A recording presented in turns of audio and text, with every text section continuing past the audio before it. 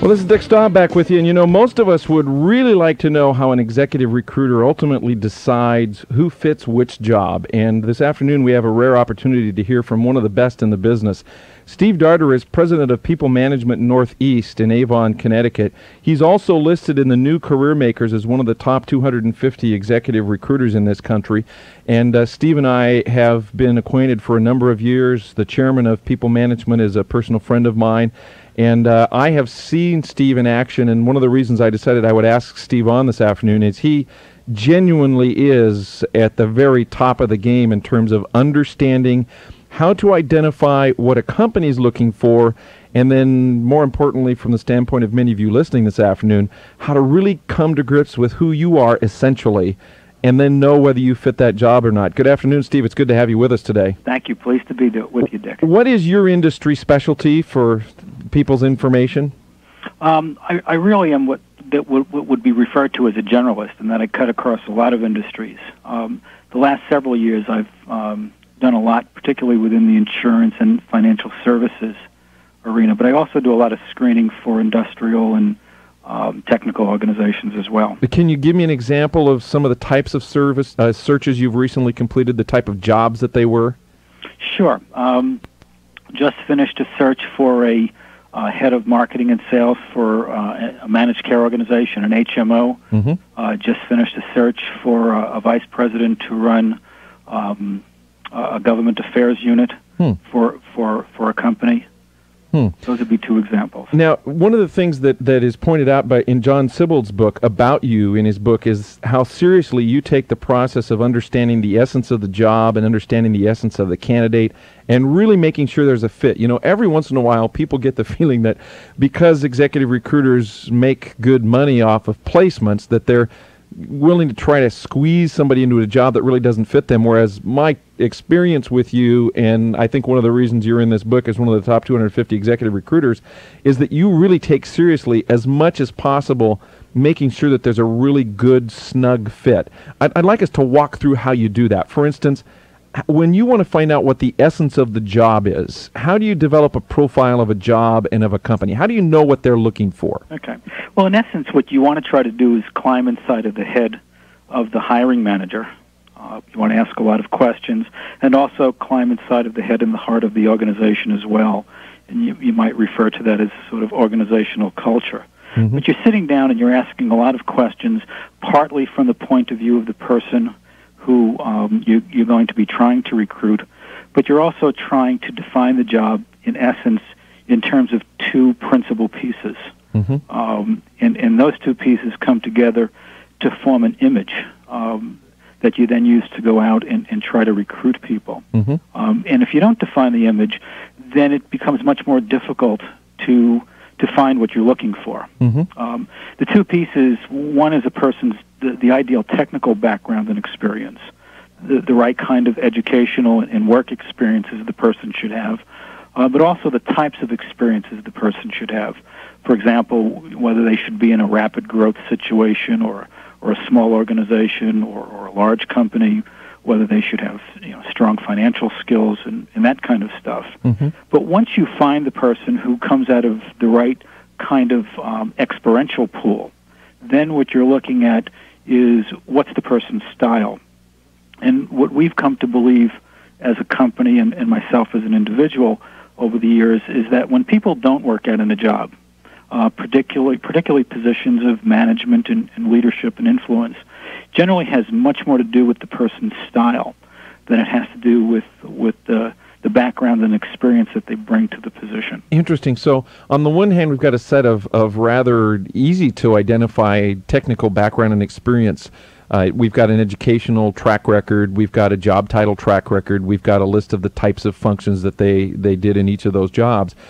What I'm hearing you say is that there's a whole nother piece that is even more significant often, and frankly probably more difficult to discern, and that is the actual style of the person in a lot of other ways, in the way they operate in that job. Yeah, exactly. And when you put a person in a position, let's just say vice president of marketing or sales or chief financial officer, and you say, okay, here's your position, here's your job, here are the goals and the objectives, here's the strategy that we're looking to have implemented, go and do it. Yeah. And how the person goes about attempting to do that really determines whether they're going to succeed or fail. And the kind of person that would have succeeded in one work environment might not succeed in this one that you're looking at, that you're conducting the search for. And very often bosses end up defining the kind of work environment. Yeah.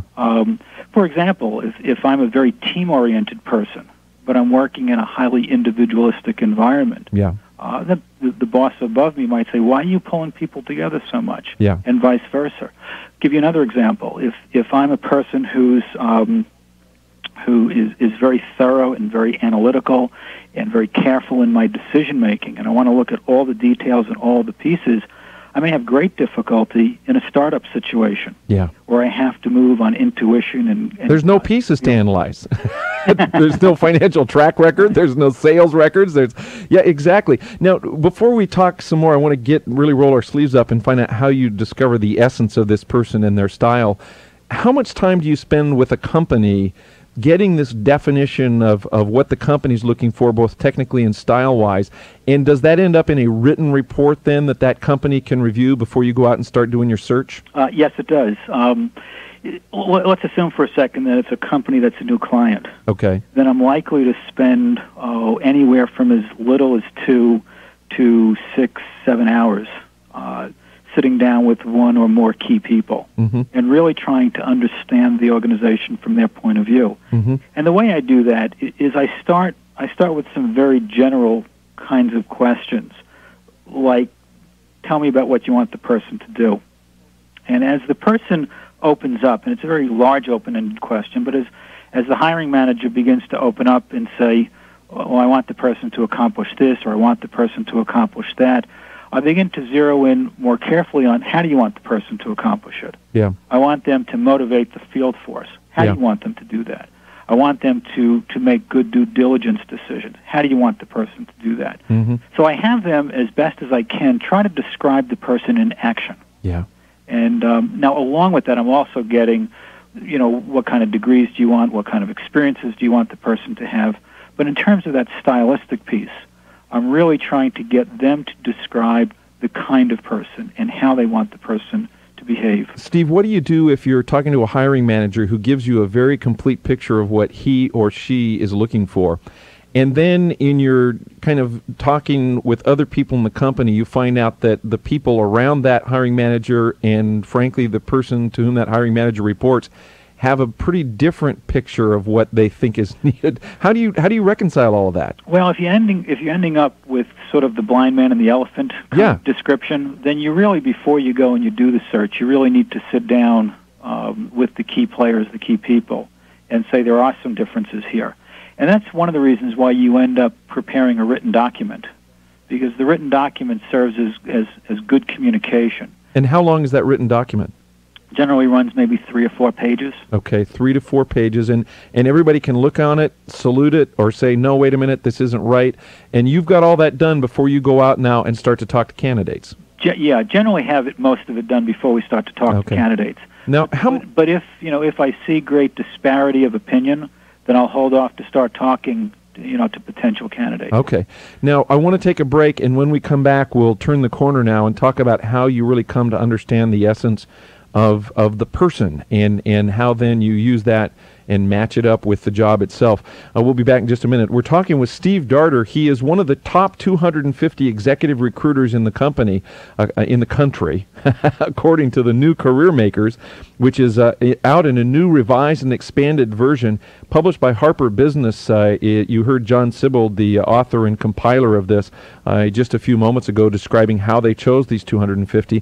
And these executive recruiters are chosen by, first of all, companies all across America who tell John Sibbald who they think does the best work, and then they are also asked to talk about each other as executive recruiters. And Steve Darter, as I said, made the top 250, and I've seen him at work. He does such a thorough job of making sure he understands the company and the individuals that it's one of the great reasons for his success. And we'll learn some more from him in just a minute. And I'm hoping that you're taking all this and applying it to yourself so that you start thinking about what a company is looking for instead of just thinking about what you have to offer. Because frankly, sometimes you're trying to get yourself a job, that probably isn't the best fit for you, and you oughtn't feel like you've got to sell yourself in that situation. We'll be right back with Steve Darter. You're listening to The Dick Staub Show. Phone lines are now open. Give us a call, 800-775-1067.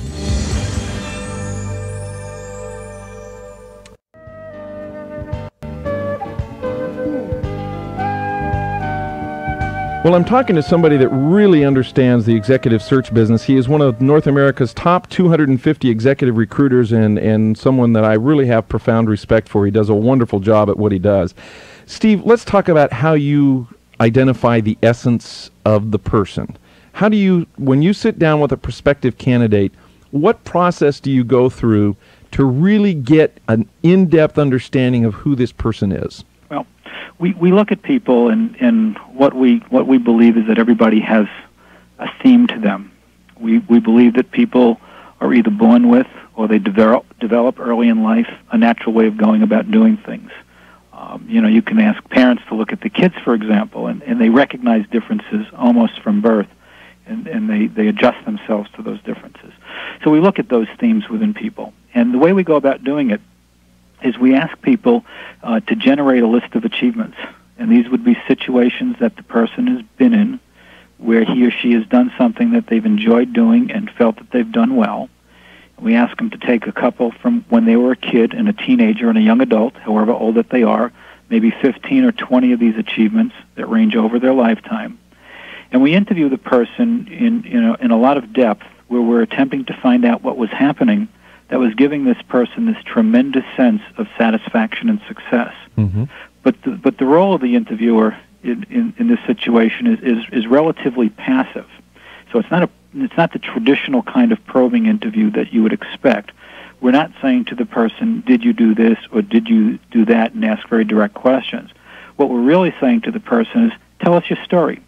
Tell us how you climbed the mountain or beat up the bully or made the sale or turned the organization around. And as the person starts describing how they went about accomplishing this, they start coming to words like I built, I designed, I managed, I planned, I communicated.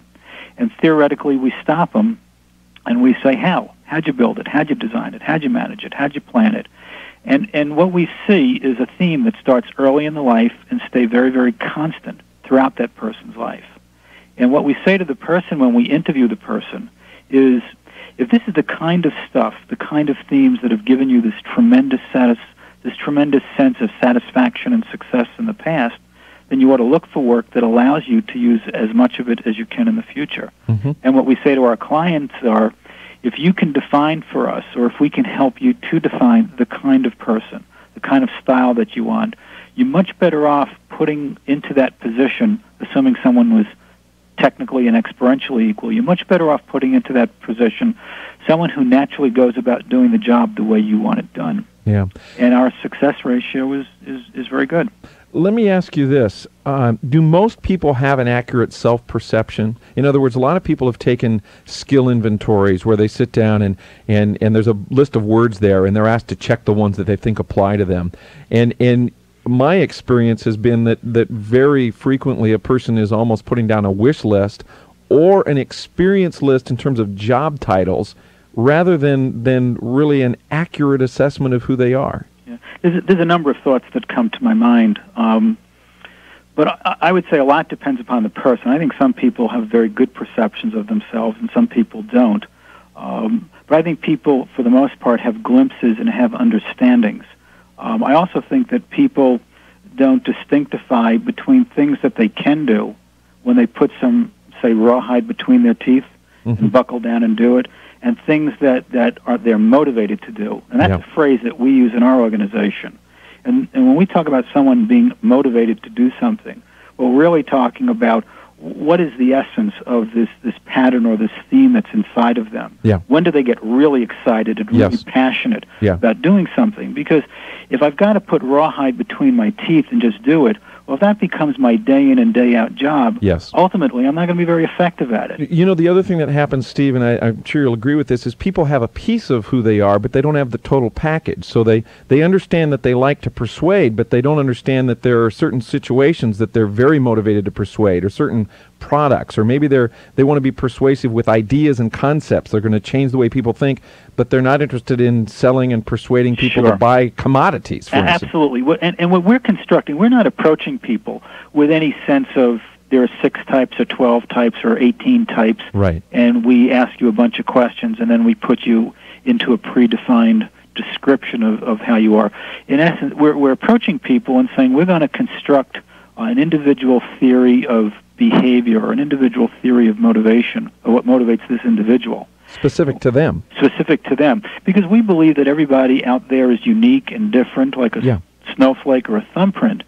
And the more you look at the complexity of the person, and the more you look at what's needed in the position, the more you can determine whether a person really fits what's required. So I take all of this information and these themes, and now how do you put that information together in a way that you can use it to match up with the job? Well, we do it in different ways. A lot depends upon how sophisticated the client is in terms of our terminology. But for these purposes, we basically describe the themes that we see in a person the way we, for example, may describe a body. We'll say, okay, here's a head, and here's what the head looks like. Mm-hmm. Here's a torso, and here's what the torso looks like. So we describe a person in terms of 5 pieces. Mm-hmm. We talk about abilities that the person is motivated to use, like organizing and planning. Mm-hmm. That doesn't mean they can't use other abilities, but there are certain abilities that just keep reoccurring in a person's achievements in the way they describe. We talk about subject matter that the person is motivated to work with. And again, it doesn't mean they can't work with other subject matter, but they seem to come alive around certain kinds of subject matter. Yeah. So people are motivated to use certain abilities on certain subject matter underneath certain conditions. Yeah. For example, time pressures or participative environment. Mm-hmm. So there's certain conditions that seem to trigger the person's motivation, and then there's certain conditions that seem to sustain it. And again, we see it in enough of the achievements where we say that seems to be important to this person.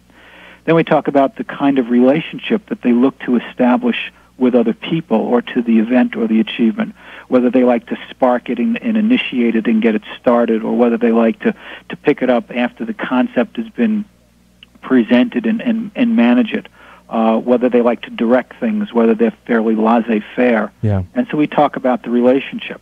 Now, those 4 pieces are more or less present in enough of the achievements where we're saying that seems to be pretty important, this person. We'll call it as part of their pattern. Now, the fifth piece is what we refer to as the central thrust. And the best way to describe it for those English majors out there, it's sort of like the theme to the poem. It seems to undergird all of the achievements, and it's present in one form or another. Yeah. For example, the other day, I was walking in the supermarket, and I saw this girl walking at me with a ring in her nose. And I said to myself, and in the little New England town where I live, that would be very, very unusual. Yeah. And my first reaction, and she was walking with her mother. Yes. My first reaction is, well, I felt embarrassed for the mother, but they didn't seem to be embarrassed with each other at all. Yeah. And then I was thinking, well, what kind of person would have a ring in their nose? Yeah. And then I said to myself, but if I'm motivated to be unique and different, Yes. then it's as natural for me to find ways to distinctify myself. Yes. Okay? Now, let me go back to the jobs now, for example. Take someone who's motivated to be unique and different. Yeah. You certainly wouldn't want them to be your accountant. Yes. You need somebody that's going to conform to rules. Right. But you would certainly want that person perhaps to be in advertising. Yeah. Where they need to find ways to distinctify the product. Steve, you're not going to believe this, but we have run up against our time constraints here. You've done what I was hoping you would do, though. You've given us a real slice of the level of sophistication and detail that we can go to understand a company, a job, and then understand a candidate, and make sure that we're really getting a match that's going to work for the company and it's going to be a motivating and good experience for the candidate. Thank you for being with us this afternoon, Steve. I appreciate it so much. My pleasure, Dick. It's good to talk to you again. I hope to do it again real soon. And, of course, the New Career Makers has got more information about Steve and other executive recruiters. That is published by Harper Business, and the author is John Sibbald. Thanks, each and every one of you, for being with us today. We love you, Chicago. Have a great evening. See you mañana.